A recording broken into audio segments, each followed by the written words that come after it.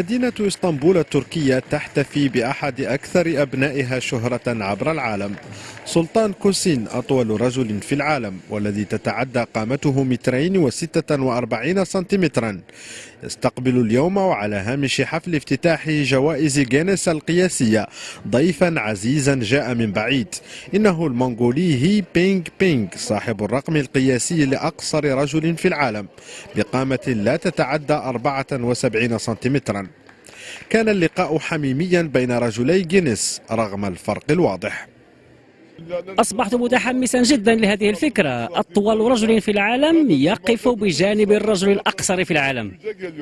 في البداية وجد سلطان صعوبة في التعرف على ضيفه بينغ وبدا كأنه يطل عليه من فوق جسر أو عمارة، لكن المنظمين وجدوا حلا لتقريب الهوة بين الرجلين وتقريبهما بعضهما بالبعض ليتجاذب أطراف الحديث ويتبادل أخبار السماء والأرض.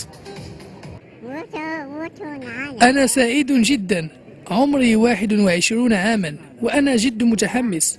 حتى المصافحة بدت صعبة بين الكف العريضة لسلطان واليد القزمية لضيفه، لكن رغم كل شيء تصافح الرجلان ولو بطريقة غير مألوفة وسط بهجة وتصفيق الحضور، ولسان حالهم يقول لله في خلقه شؤون.